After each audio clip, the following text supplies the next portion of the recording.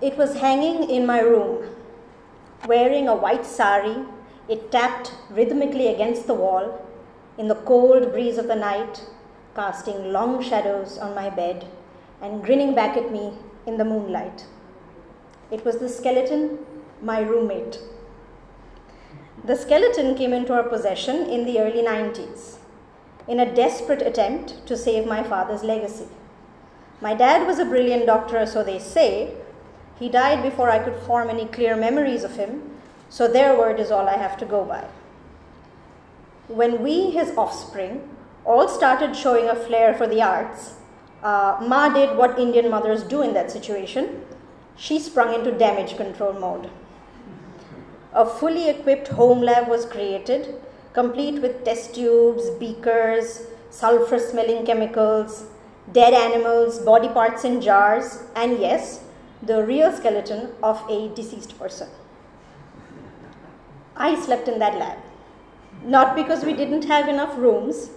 It was a looming old ancestral building, so of course there were many rooms, but because it was the only room free of pesky humans. No one ever entered that dark, smelly lab. Life happened outside of it. There, inside that lab, I had the luxury of complete privacy. Time froze and I could get lost in the labyrinth of my own mind. So what's a little skeleton to deal with? Mr. Sen, my sister's tuition teacher for biology, we all had tuition teachers, everybody knows this in India, was working his way through med school. One evening, after he had completed a study session with my sister at our dining table, we unveiled the skeleton for his expert opinion. He employed his questionable forensic skills and identified the skeleton as such. Female, approximately 24 years old at the time of death, unmarried, I don't know where he got that from. Cause of death, head injury. There was a crack in the skull indeed. We guessed that it was probably from a road accident, or a fall, or maybe a quick blow to the head with a blunt instrument. Yeah, definitely that. Definitely murder. Much more dramatic.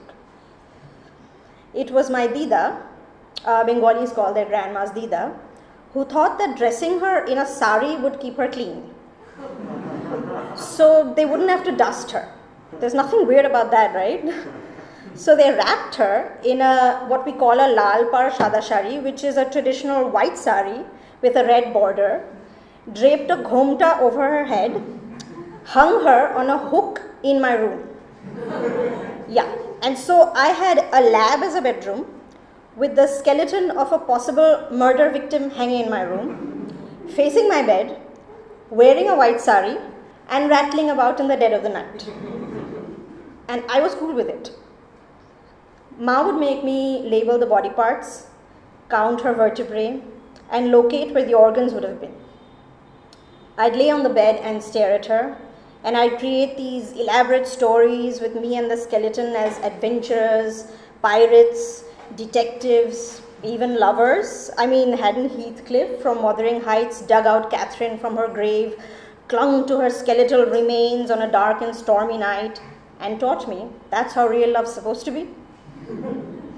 So clearly, while my mother was trying to turn me into a doctor, I was turning into a storyteller. Eventually, my mother realized that we weren't going to win the school biology prize, which was named after our dad, unless we hoped to do so with particularly eloquent poetry. My older sisters, despite much resistance from my mother, had all chosen different academic paths, not science, and I quickly turned out to be a lost cause. One day, the test tubes and jars in the lab mysteriously disappeared. Taking this as a sign that my mother had given up on me, I dug out old books from my grandfather's trunks, War and Peace, Waiting for Godot, and short stories about Russian prostitutes by Maupassant. I was 10. And I populated the now empty shelves with these books, along with the occasional Enid Blyton. It was a confusing time. The bookshelves went all around the room, starting from the floor and reaching the ceiling. Every once in a while, I would climb them like a jungle gym and pick my book of choice to get lost in. It was bliss. My bedroom had gone from being a lab to a library.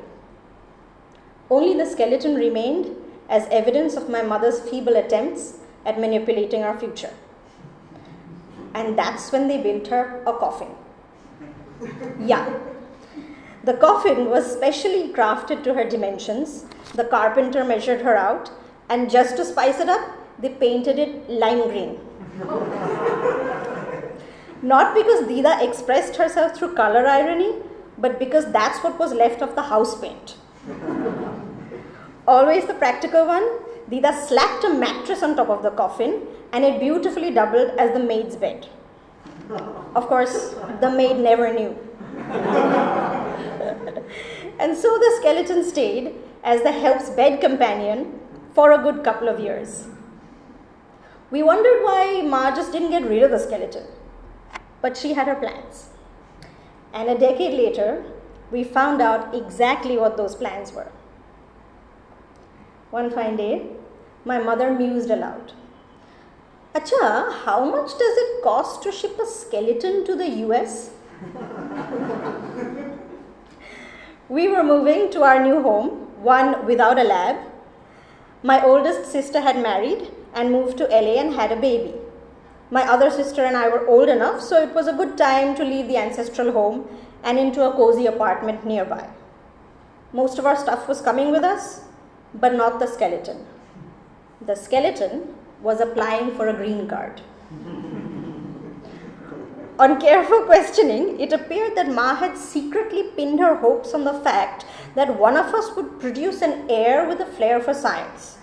Since my sister had married an Ivy Leaguer, the one-year-old offspring of this divine union must be science-worthy, she thought. So what if the little one can barely walk? Catch him young, right? No better way to introduce the child to the wonders of medicine than with a real full-size skeleton to use as a rattle. The feasibility of shipping the skeleton was discussed at length. We wondered about murder charges being pressed for trying to ship a real skeleton with a cracked skull to distant land. Whether the fear was legitimate or unfounded, the thought of possible jail time finally convinced my mother to abandon her grand plans of skeleton relocation. And then she took the logical, and therefore to us the most shocking step. She finally decided to get rid of the skeleton. She sold the skeleton to a student of homeopathy for 1,000 rupees. Coffin included. Ma still laments the selling. I bought it for 5,000 in those days, mind you. And just like that, all traces of my one-time companion, my fellow sari-clad deceased adventurer, was gone, along with my mother's high hopes for our future and the future of generations to come. Thank you.